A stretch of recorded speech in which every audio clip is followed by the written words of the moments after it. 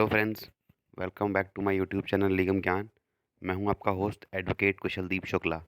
Friends, last video में मैंने आपको एमपी जुडिशरी की जो वैकेंसीज़ निकली हैं उस नोटिफिकेशन के बारे में बताया था, और उसमें मैंने आपको ये भी बोला था कि मैं नेक्स्ट वीडियो जो एमपी जुडिशरी का सिविल जज के जो पोस्ट आई हैं उनका जो सिलेबस है प्रिलिमिनरी एग्ज़ाम का, वो डिटेल में आपके साथ डिस्कस करूँगा।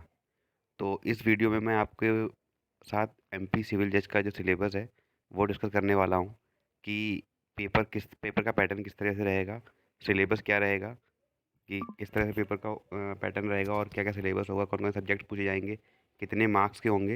ये सारी चीज़ें इस वीडियो में हम क्लियर करेंगे। चलिए फ्रेंड्स, शुरू करते हैं।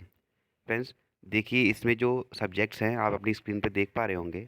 इसमें देखिए लगभग 15 सब्जेक्ट्स दिखाई दे रहे हैं, जिसमें भारत का संविधान यानी कि इंडियन कॉन्स्टिट्यूशन से टोटल 10 क्वेश्चन पूछे जाएंगे और 10 मार्क्स के होंगे। यानी कि जो क्वेश्चन सारे क्वेश्चन जो हैं वो 1 मार्क ईच है, और जितने क्वेश्चन होंगे उतना ही उसका नंबर हो जाएगा।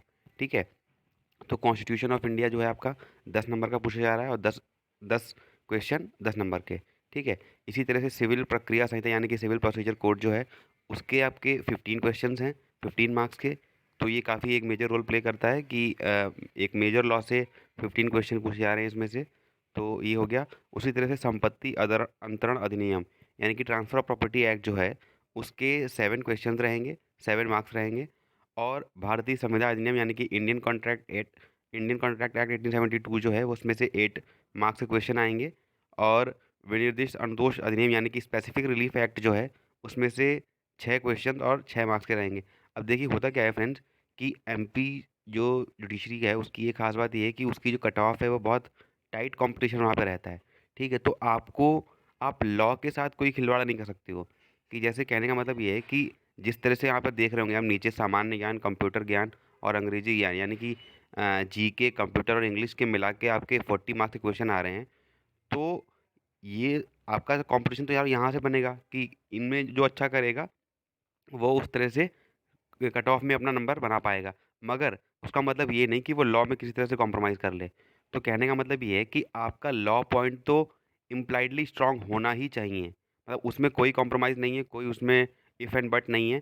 लॉ आपका जो है वो काफ़ी अच्छा होना चाहिए, काफ़ी अच्छे से स्ट्रांग होना चाहिए। बात फिर आती है यहाँ पे जीके, कंप्यूटर और इंग्लिश की।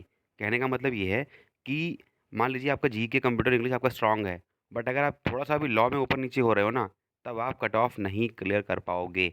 ठीक है। तो सबसे बड़ी चीज़ ये है कि जैसे कि आप एक जुडिशरी एस्पिरेंट हो, लॉ आपका सब्जेक्ट है, लॉ और जुडिशरी में लॉ ही का सारा रोल है। तो आपका वो तो ये मान के चलना पड़ेगा हमें कि हाँ लॉ तो हमारा स्ट्रांग है, और हम जितने भी कोई नंबर ऑफ क्वेश्चन दे रहे हैं उनमें हम काफ़ी हद तक उसको स्कोर कर रहे हैं। ठीक है। फिर जो जीके वगैरह है वो आपकी डिसाइडिंग फैक्टर बन जाता है। ठीक है। तो इस तरह से हमने देख लिया कि भारतीय संविदा अधिनियम तक 8 क्वेश्चन हैं, 8 मार्क्स पूछे जा रहे हैं। उस तरह से विनिर्दिष्ट अनुतोष अधिनियम यानी कि स्पेसिफिक रिलीफ एक्ट के 6 क्वेश्चन हैं और 6 मार्क्स के होंगे। परिसीमा अधिनियम यानी कि लिमिटेशन एक्ट जो है इसके 4 क्वेश्चन हैं और 4 मार्क्स के पूछे जाएंगे। छोटा सा एक्ट है ये, बट बड़े ही इंपॉर्टेंट एक्ट है। कई स्टेट में है, मतलब ऑलमोस्ट काफ़ी स्टेट में पूछा जाता है और ठीक ठाक क्वेश्चन उसके आते हैं। उसके बाद मध्य प्रदेश स्थान नियंत्रण अधिनियम, ठीक है, यानी कि एमपी, ये रैंड अकोमोडेशन एक्ट करके है। तो इसके 5 क्वेश्चन रहेंगे, 5 नंबर के रहेंगे।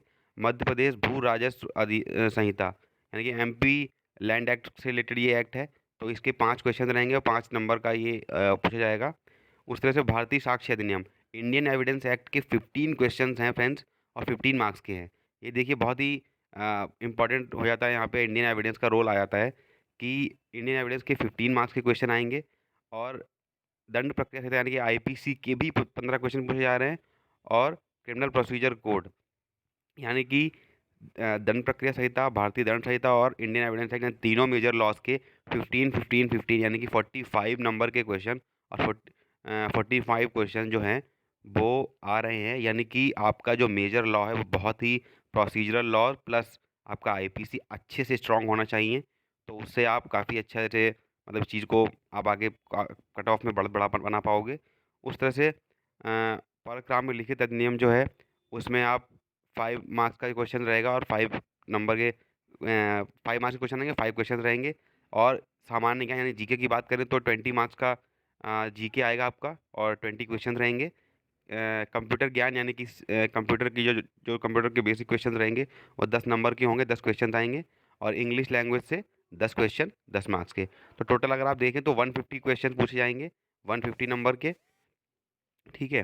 तो इसके साथ फ्रेंड्स, अगर आप देख लें तो जीके, इंग्लिश और कंप्यूटर को अगर आप जोड़ें तो 40 नंबर के क्वेश्चन बन रहे हैं। इसका मतलब ये है कि 150 में से आपका 110 का लॉ हो गया और 40 मार्क्स का आपका जीके हो गया। इसका मतलब ये है कि लॉ तो स्ट्रांग है ही, प्लस ये जो अदर 3 सब्जेक्ट्स हैं ये भी काफ़ी रोल प्ले कर रहे हैं।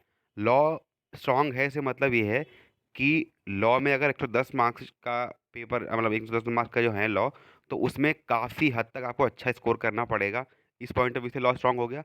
और रही बात जीके, इंग्लिश और कंप्यूटर की, तो ये भी अच्छा खासा, यानी कि 150 में से अगर 40 मार्क्स कोई मतलब कैरी कर रहा है कोई सब्जेक्ट, तो इसका मतलब ये है कि आपका उसमें काफ़ी अच्छा मतलब प्रिपरेशन होनी चाहिए। तो दोनों को ही आपको इक्वल इंपॉर्टेंस देनी है। साथ ही साथ वैसे मैंने शुरुआत में वीडियो के बोला कि लॉ के साथ तो कोई कॉम्प्रोमाइज़ कर ही नहीं सकते आप। प्लस जीके, इंग्लिश और कंप्यूटर में अगर आपका गेम अच्छा सा स्ट्रांग है तो फिर आप कहीं ना कहीं कट ऑफ में दिखाई दोगे। ठीक है। इसके बाद देख लेते हैं फ्रेंड्स कि ऑनलाइन प्रारंभिक परीक्षा प्रक्रिया कैसे क्या पैटर्न है। तो इसमें एक बार पॉइंट नंबर 1 देख लेते हैं कि इसमें ये लिखा हुआ है कि ऑनलाइन परीक्षा हेतु 150 प्रश्न वस्तुनिष्ठ प्रकार के पूछे जाएंगे, यानी कि एमसीक्यूज, जिसमें प्रत्येक प्रश्न के 4 संभावित उत्तर विकल्प होंगे। प्रश्न हिंदी व अंग्रेजी दोनों भाषाओं में आवेदक की सुविधा हेतु उपलब्ध होंगे। आवेदक प्रश्नों को किसी भी क्रम के हल कर सके, अर्थात किसी प्रश्न को हल ना कर सकने की स्थिति में आगे बढ़ सकेगा। तो ये सिंपल सी बात है, इसमें कुछ नहीं। टाइम जो है आपका दो 2 आवर्स का रहेगा, 120 मिनट का। ऑनलाइन ऑनलाइन पेपर होगा। ठीक है। तो वही इसमें कह रहा है कि रिव्यू का ऑप्शन रहेगा कि आप बिना क्वेश्चन को भी सॉल्व किए हट सकते हो, बाद में दोबारा रिव्यू कर सकते हो। तो इस तरह से है फ्रेंड्स। तो ये था आपका। और हाँ, सबसे इम्पोर्टेंट बात ये है कि इस परीक्षा में कोई भी नेगेटिव मार्किंग सिस्टम नहीं रहेगा। ठीक है। तो इसमें कोई नेगेटिव मार्किंग नहीं रहेगा, तो आपको ये अच्छी चीज़ है। बट हाँ, इसी के साथ कंपटीशन भी बढ़ता है जब नेगेटिव मार्किंग नहीं होती है। तो आई होप ये आपको वीडियो इन्फॉर्मेटिव लगी होगी। और अगर आपको ये वीडियो इन्फॉर्मेटिव लगी हो तो मेरे चैनल लीगम ज्ञान को सब्सक्राइब करें। अभी एमपी स्पेसिफिक अब मैं वीडियोस कुछ कुछ लेके आता रहूँगा बीच बीच में। और अदर स्टेट्स की भी वैकेंसीज अनाउंस होने वाली हैं, यूपी की भी देखो। ऐसा आप ऐसी उम्मीद कर सकते हैं कि यूपी की वैकेंसीज भी जल्दी अनाउंस हो। तो इस तरह के मिक्स वीडियोज आते रहेंगे। ठीक है फ्रेंड्स। आई होप ये आपको वीडियो में अच्छे से लगी हो, इन्फॉर्मेटिव लगी हो। अपने फ्रेंड्स के साथ शेयर कीजिए। Thank you so much and have a nice day.